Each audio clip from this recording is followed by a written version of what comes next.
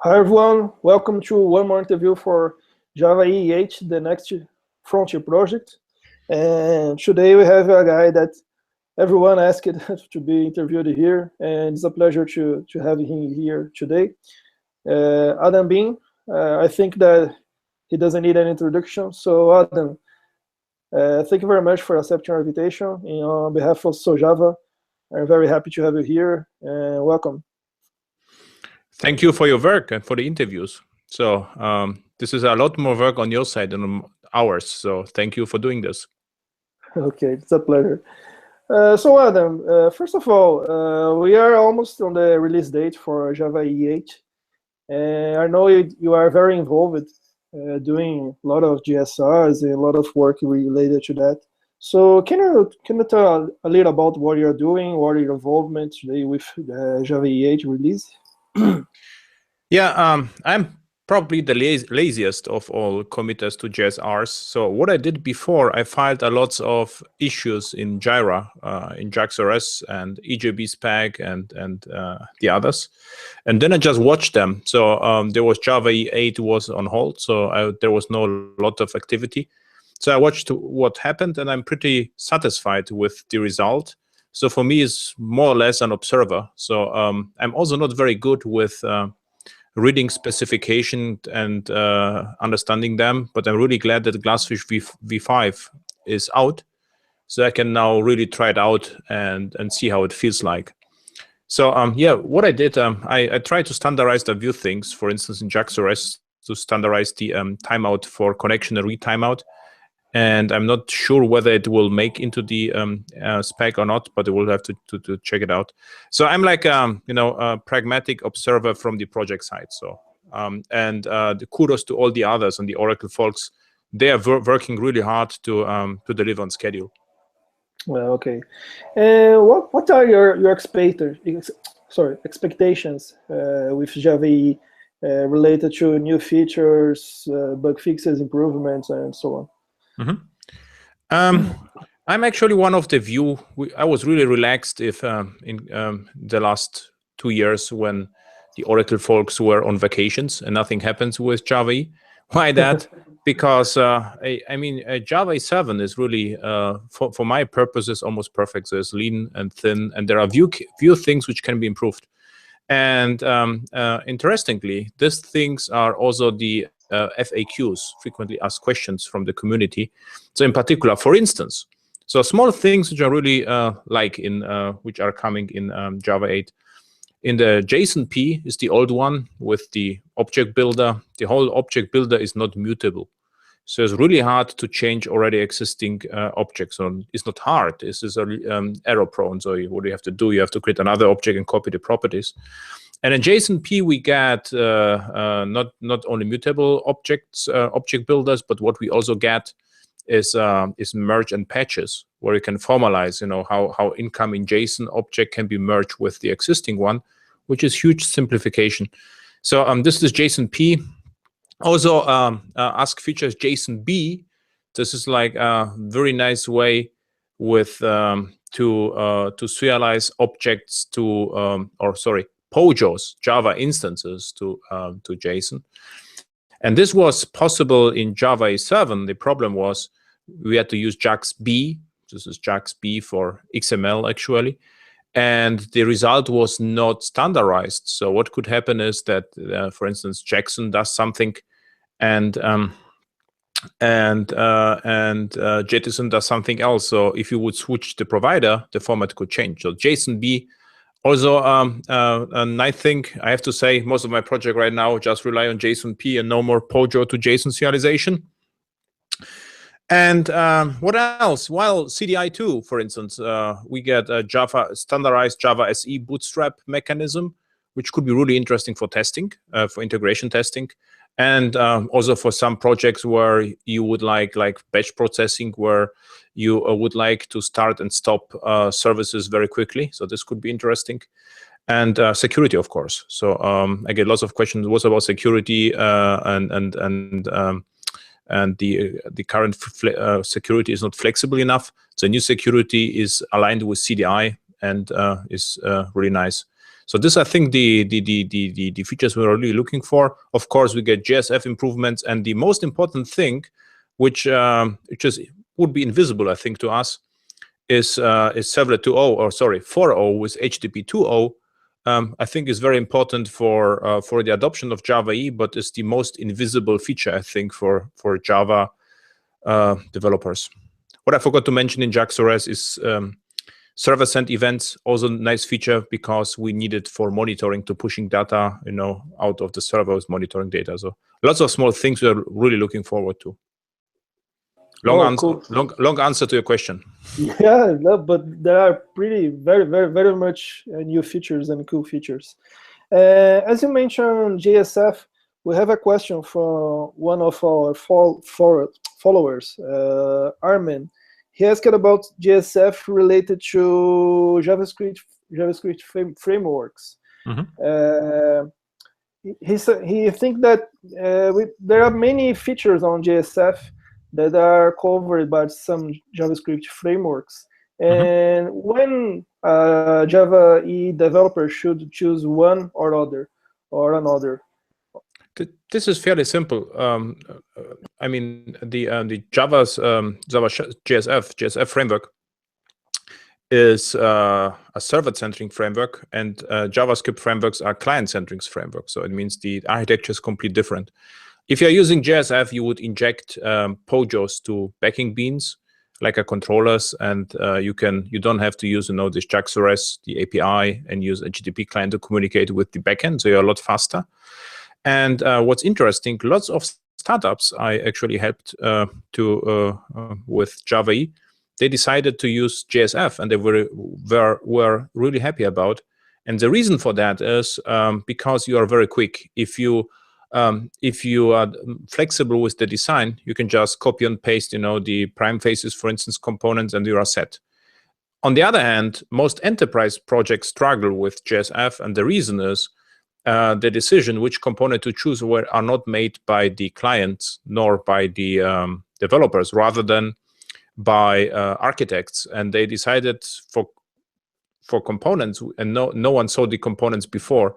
And if you have to deliver pixel perfect, pixel perfect UI with complex environments from the clients, what can happen is that your component framework cannot deliver the functionality you actually would like to have.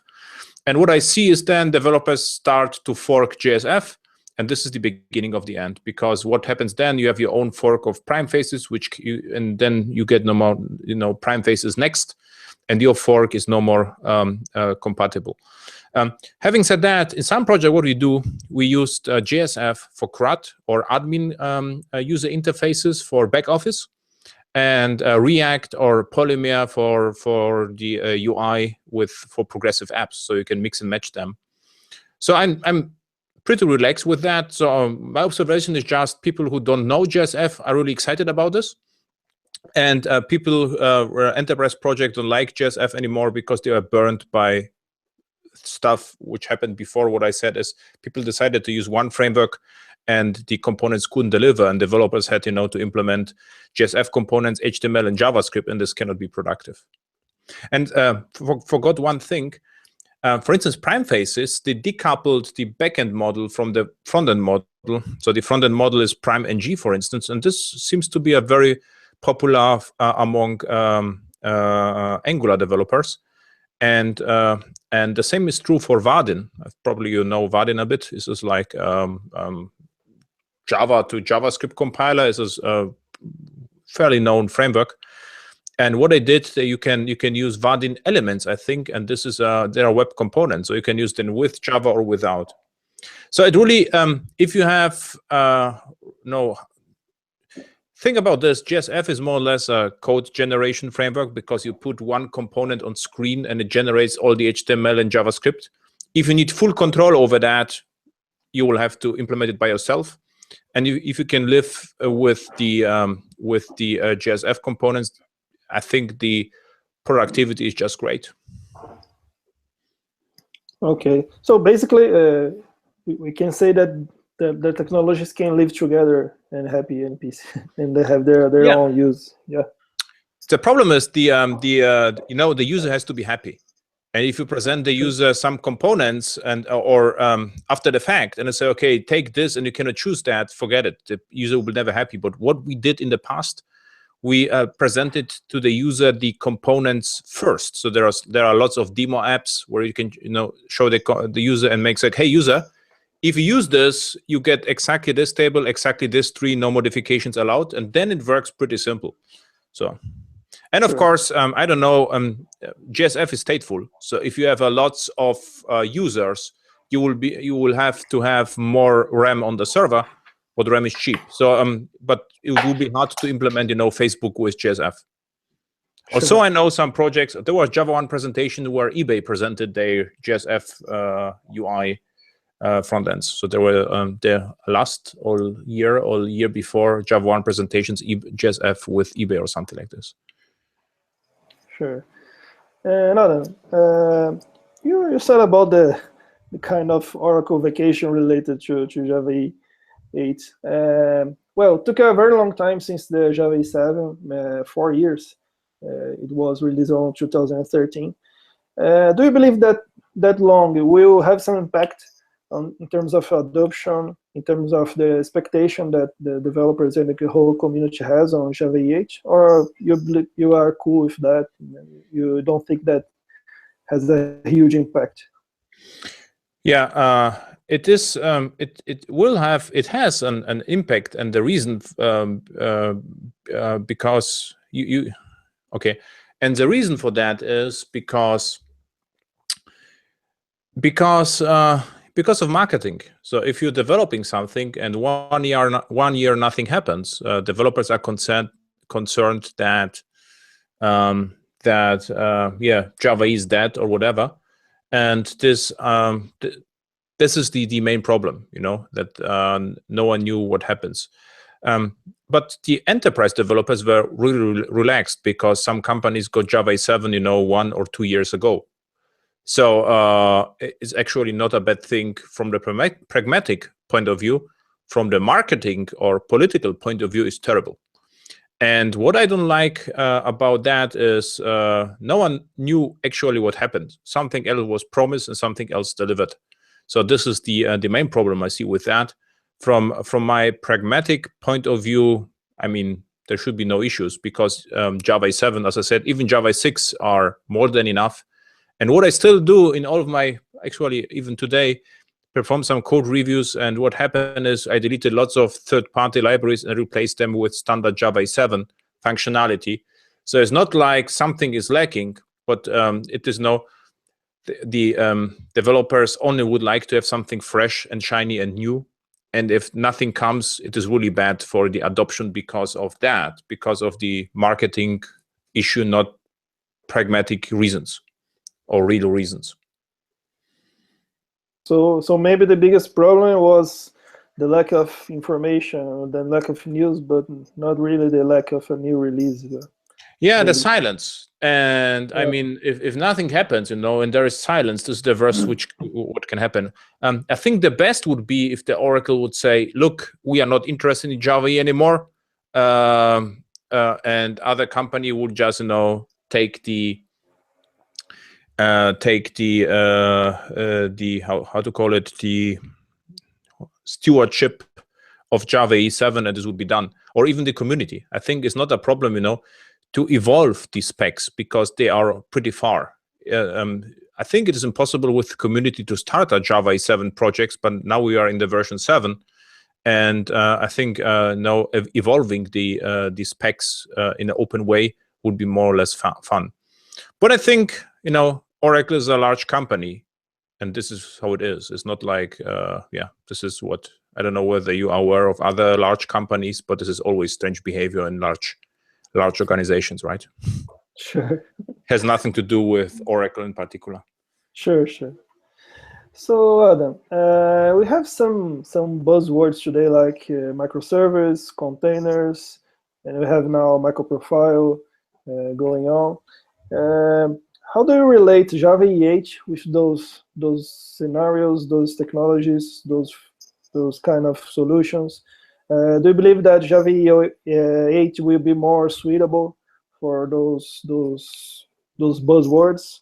or maybe we should wait for Java 9. What do you think about it? Of course, we can always wait. So, but I don't know whether you are aware of my YouTube channel, and there is a playlist I created particular for this purpose. And this playlist is called one is Microservices, Clouds, and Mythbusters. And what I did, people approached me, or I can give you a concrete example. There's a nice conference called InfoShare in Poland, and I did a workshop about Java microservices, and the whole day I deployed probably, I don't know, 30 to 50 times a Java full stack microservice to Docker and at the end to the Amazon cloud. And there was one attendee, and he came to me and say, look, you used Whitefly full stack.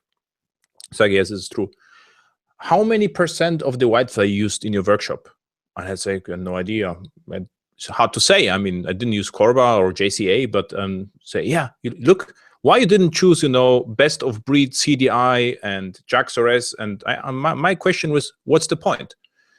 Because the whole Whitefly full stack with CentOS 7 and Java 8, I think it took 60 megs of RAM, and the deployment with Maven build was under 3 seconds. And I asked him whether he believes that if I would choose just CDI with JAX-RS and just keep the full stack, I would be any faster. Say, no, for sure not. Would I consume less memory? No. It's like, so what's the point? I mean, who cares? So if I buy a car, if I buy a car and I find out that I never push some buttons, I mean, then I still will use the car if it consumes, not that much fuel and the car is nice and comfortable. I don't care whether out of the 10 buttons, I only need 3. And this is like, the conversation I hear a lot, you don't need everything from Java. It's like, no, who cares? But I have one single dependency and I know everything is included. And knowing that, I'm crazy productive. And there's the one philosophy. So I would say my philosophy or Java philosophy. And the other one would be, I don't like having one dependency and I'm, searching in projects. In each project, I try to optimize. In one project, I would choose Jersey with, let's say, Weld, and the other project, I would use REST Easy with Open Web Beans. And the problem with that is I'm actually working with larger companies. I hope with my approach, where I just use stock components like Whitefly full, Payara full, Tommy plus always. My hope is that my clients will go to Stack Overflow and find the answers because this is the most known platform. But if you start with best of breed, who else has your configuration? This is the point. The more unique Snowflake you are, or your application server is, the harder it becomes to maintain it over time. So yes, there's lots of going on, and still Java 7, Java 8, and Java 9 are perfectly suitable for microservices. And the reason is actually, this is an accident, we have deployment. So what you can do with Docker and Zo in Oracle Container Service and Amazon Container Cloud Service, Elastic Container Cloud from Amazon, or Jelastic, you can create your base image with your application server and all your configuration, and you just push a thin WAR. A thin WAR, I mean 200, 300 kilobytes over the wire, and this is really fast. Sure. And then we have here a question here from the YouTube. From, let me say, Vicente Pader. Okay. I'm sorry. Invader. Okay. From the Invader, you said? Yeah, Vicente Pader. Okay. The question is, does the JSF support SVG, Scala Vector Graphics, client reconnect feature in browser DB? Why not? I mean, of course, JSF is not like JSF renders a Java applet in the browser. You can actually create your own HTML component, wrap your SVG stuff in your HTML component, and create JSF component from that. So absolutely. So the question should be rephrased and asked whether I know any JSF frameworks which comes with components which are drawn with SVG. And my answer would be not yet, but I would look for a map-like components, and I'm pretty sure that Prime Faces is something like this. So this is nothing. And what the other one was? Browser DB? Yeah, Browser DB. In Browser DB. there is no browser DB. The only standard I know is session persistence. Now it's called session storage. This is the standard. There is no browser DB. It was from Chrome. There was one project, IndexedDB, but this is Chrome project. And session persistence, I think, is the name. And it's the same story. You could create a JSF component, which uses standard JavaScript API, which accesses the IndexedDB from Google, or session storage. No problem. Okay. So this is so I would say JSF is fully compatible with HTML5. If you are using third-party, components, the third-party component provider can do whatever she or he like. So whether they're using in-browser session storage or no one knows. Okay. So Vicente, hope you got your answer. Adam, talking a little about career. Do you see any opportunities for developers that want to migrate for maybe some another technology, or are starting on Java from scratch, or maybe are on Java 6, 7, or maybe in J2E? Maybe the developers are there still. Do you see any opportunities for them? For what? To use Java E, or to be successful on the market, or? Yeah, on the market. As a developer, as a professional. Yeah, I mean, to be successful on the market is not about what you know. It's about how to present your knowledge. If no one knows what you know, you won't be not very successful. And I mean, even if you are a host developer, AS400 or ZOS or something, so it's a really old system, and you have the understanding how distribution works, transactions, caching, and you will have that, you will be fairly successful with Java E. And whether you get job or not, I still see lots of companies searching for Java E. And having that said, whatever you look at, for instance, I don't know, Drop Wizard, Spring Boot, or whatever, all these frameworks are using Java E JSRs. So if you know JMS, you can apply your knowledge, or JAX-RS and Jersey, you can use Java E Application Server or Drop Wizard or whatever. So I think Java programming language is number 1 or 2, and the first is, I think, is JavaScript or C, something like that. So I have no idea what the climate is in Brazil, but so in Europe looks really nice and really great. And in my Java developers, the future is bright. This is what I see. I get lots of questions whether I know any Java developers, and we have even conferences and Java user group meetings organized to find new Java EE and Java developers. Sure, we are actually doing great here in Brazil also with Java and Java. So I was in the Vox Bucharest, another conference, and this was overflown with attendees, and my talk was Java E talk. So Cluj was the same, Poland was the same. A particular Java E workshop was very well attended. It was full actually. So this is my perception. So it works great. So what you shouldn't do, I think, is just learn the whole Java E spec out of the box and nothing else. So I think this would be a not very good approach. But if you know Java E, you will know the others. It's not like you will only understand Java E and nothing else. And having said that, actually, my career was I started before Java E. You as well? Or Sure. Yeah. And I don't know whether you remember that before Java E, there was really mess on the market. We had like 10 to 20 application servers, and no 2 application servers were equal. And I had a really bad feeling because I couldn't understand more than 3 application servers. They were so different that there was no way, to understand persistence, power tier, Tenga, which was BA, and let's say the Java web server. They were completely different. The persistence was different. There were no servlets, nothing.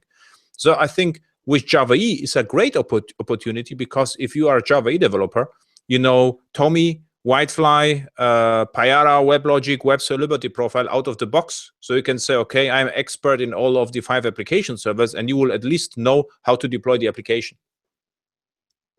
Huge benefit. Yeah, totally agree. Talk a little about the community, because I believe that all the Java ecosystem is all about community and get involved and so on. We have a very nice movement from migrating from JavaNet to GitHub, Java E, and other specifications. Do you believe that this movement will bring the developers more closer to the specification? Maybe they will get more involved. Maybe for Java 9 and other specifications, we'll have more contribution from the community to the specifications.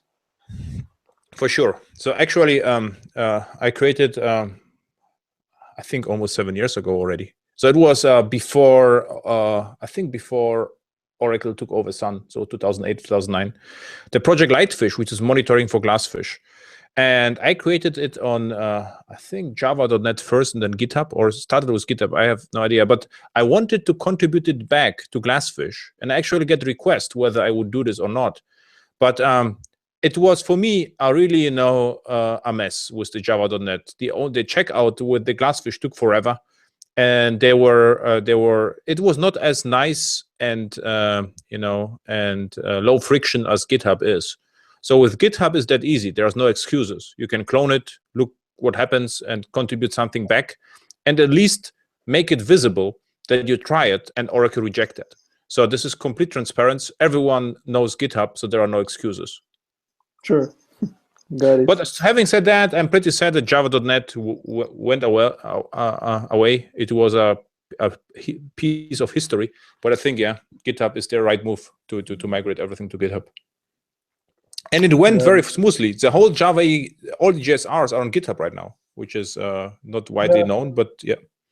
Yeah, JavaNet has shut it down, right? So, Adam, for people that want to try Java 8, some new features, I know that Glassfish 5 is already there. Is it possible to try today some new features from Java 8 on Glassfish 5? NetBeans is ready for that. We have all the what you need to try some samples, some code. It should be. What I did at first, I created a Glassfish container image for Docker, and this is on the official Docker Hub image. And I did it because I frequently update Glassfish, and for me it is easier to update the Glassfish v5 in a Docker container than using on the disk to replacing and installing. So there's just automated process. I didn't try a lot with Glassfish. I tried a little bit of JSON. This is JSON binding.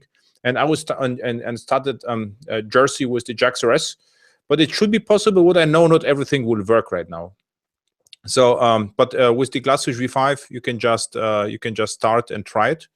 And what you can do right now, this is, I know for sure that it works, is the new security model is even compatible with Java 7. So you can try the Soteria, the reference implementation for security implementation, even with the older application servers. You don't even have to have Glassfish v5. So as far as I know, all Payara and all these will work. And yeah, and this is not a big deal, but if you think about this, what happened is like this JSON-B is like a thin layer, over Jackson and the other. So it's not like you will need a completely new spec. Is more like everything has to be freshly integrated. If the Glassfish v5 ditches Weld, I don't know, 1 and replaces Delta with, I think is the version 3 is the current one, then there can be some class loader issues, and this is what they have to work out. Okay.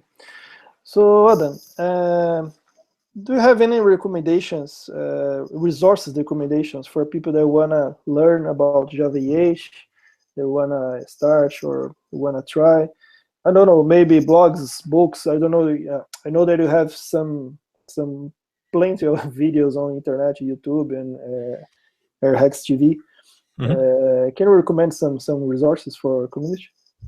Yeah, I can recommend the way what to do. I think that for me, what I do, I always search for something, for a task.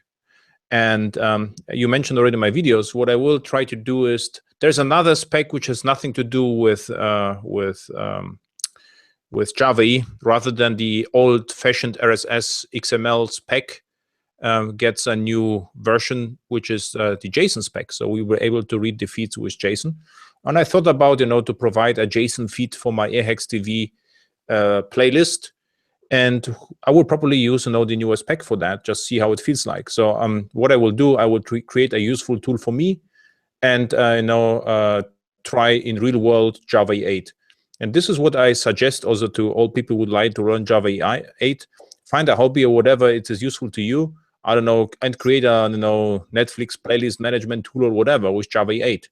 Because then you have a clear task, a clear use case, and try, with as less technology as possible to achieve, your goal. Otherwise, if you don't have a clear use case, then you have the problem. You will apply more and more technology on Hello World application, and it will become a mess. Sure, great. I believe sorry. As Java 5 came out, Java 5 with EJBs. What I did, I hacked my heating control, my oven actually, with Whitefly, and it was one of the first Java 5 project, and it worked well, and I learned a lot, and this is what I suggest to you. Sure. I believe that we can apply that for anything that we want to learn, right? We create a task, we create a challenge, and we try to solve it. So we got the tools that we need to get them. But if you think about this, it's if you would start with something like a blog engine, a very small thing. Let's create our own microblog engine like Twitter or whatever. So if you think about this, it's actually pretty nice, because you can use JavaScript API first. You can use the security for authentication and authorization. You can use the single server-side events SSE from JavaScript to export your metrics or monitoring entries. And you can use JSON-P or even JSON-B to create a feed. So this would be an excellent project. I actually thought about this to write something like this for my blog, because I get many complaints, my blog doesn't look that sexy, so I should do something about that. But this is an old blog engine, which is 12 years old, so it's not worth to modify that. So I thought about to create something from scratch. The problem is my clients, if I would have less Java E work, there would be a lot more fun projects. Right. So do you have any final thoughts, any tips, any final words that you want to leave for the community? I have a question to you. Who are you and what are you doing usually? Yeah, well, I'm from SouJava, one of the leaders of SouJava here in Brazil. And today I'm working with application lifecycle management project using Docker. Cool. Actually, we use a lot of containers, maybe 20 to 30 containers running through, because we have many systems under this platform.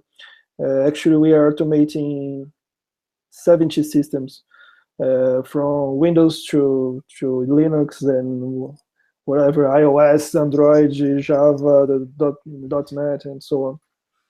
So today I work with that. But I am a Java developer for 15 years. And passionate about Java E. And now we are with SouJava doing this whole work for promoting and to get the community involved with Java E release and trying to spread the news and the content. And that's why and you're using the Java E in your lifecycle management project? I'm sorry? You are using Java E in your lifecycle management project? Yeah. Yeah, that's cool. So I should interview you on my blog about your project, okay. if you like. If you can do this, I can prepare some questions to interview you. Sure. And one question also interested me, why you like Java E? Well, that's a tough question, because I believe that it's complete. I believe that it's easy to get into, to learn. We have plenty of resources to learn about it. We have the whole community to help you to get over the challenges. So I truly love it, and I believe that it really works. And we have no barriers that we can't get over. So I really like it. Cool. So let's do it. Let's have a schedule, and we can do it for sure. My pleasure. Okay. So thank you a lot. Thank you. My pleasure to have you here. I'm honored to have your time and little time here. Will you attend JavaOne? I hope so. I sent 2 proposals and I hope they get approved. Yeah, the same on my side. Yeah, I heard nothing so far. So let's see what happens. Yeah, so maybe we met there. Yeah, perfect. So thank you again. Okay, my pleasure. Thank you very much, and have a good day, and wish you the best in your career and your life. So, people, thank you very much for attending here. Welcome. And if you haven't subscribed on the SouJava channel, please click on the button down below. And see you in the next interview. Bye-bye.